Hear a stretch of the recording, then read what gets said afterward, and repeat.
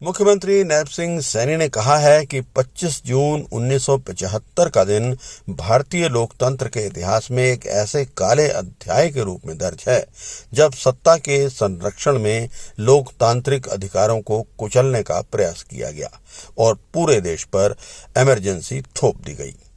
नायब सिंह सैनी ने पंचकूला में आपातकाल के काले अध्याय के 51 वर्ष पूरे होने के उपलक्ष्य में आयोजित संविधान हत्या दिवस कार्यक्रम में शिरकत की। इस अवसर पर मुख्यमंत्री ने लोकतंत्र सेनानियों को अंग वस्त्र और सम्मान पत्र भेंट कर सम्मानित भी किया। मुख्यमंत्री ने कहा कि आपातकाल के 21 महीने भारतीय लोकतंत्र के इतिहास का सबसे काला अध्याय है।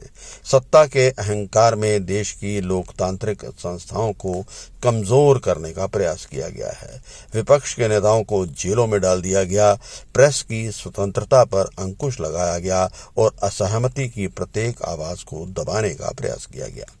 उन्होंने कहा कि लोकतंत्र की रक्षा के लिए संघर्ष करने वाले हजारों लोगों ने यातनाएं सहन की, लेकिन अपने सिद्धांतों के साथ समझौता नहीं किया। सैनी ने कहा कि 12 जून 1975 को इलाहाबाद उच्च न्यायालय द्वारा तत्कालीन प्रधानमंत्री का निर्वाचन अवैध घोषित किए जाने के बाद लोकतांत्रिक परंपराओं का सम्मान करने की बजाय 25 जून की मध्यरात्रि को पूरे देश पर आपातकाल थोप दिया गया। करोड़ों नागरिकों के मौलिक अधिकारों को निलंबित कर दिया गया और संविधान की आत्मा को आघात पहुंचाया गया। संविधान के 75वें वर्ष पर जब चलाया गया हमारा संविधान, हमारा स्वाभिमान, साथियों, इसी अभियान की सोच का एक सशक्त उदाहरण है। हम सब जानते हैं कि इन 12 वर्षों में हमने एक ऐसे भारत का उदय देखा है जो अपनी प्राचीनतम विरासत पर गर्व करता है। यह इन्हीं 12 वर्षों के अंदर है। साथियों, जो वर्तमान की चुनौतियों का सामना साहसपूर्ण करता है, साथियों, और जो भविष्य के लिए बड़े सपने देख रहा है, साथियों, वर्ष 2014 में हमारी अर्थव्यवस्था हम देख रहे थे 11वें स्थान पर थी। आज 12 वर्षों के अंदर भारत की अर्थव्यवस्था ये गति से चौथे स्थान की तरफ गति से बढ़ रही है।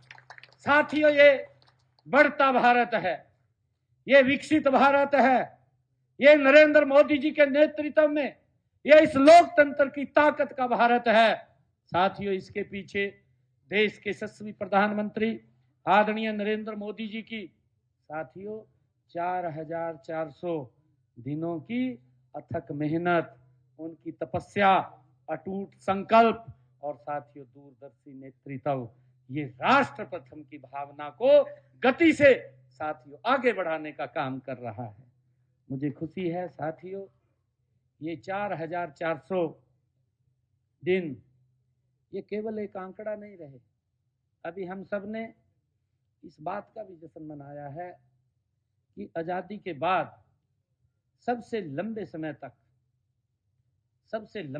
तक भारत की सेवा करने का अवसर अगर किसी को मिला है तो इस भारत मां के लाल नरेंद्र मोदी को मिला।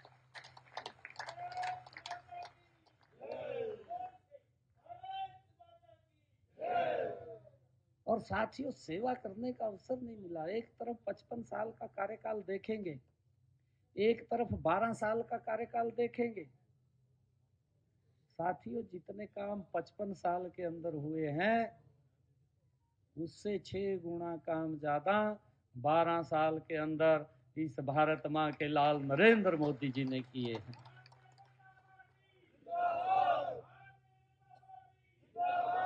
इन 12 वर्षों में दुनिया में भारत को एक श्रद्धा के रूप में देख रहे हैं।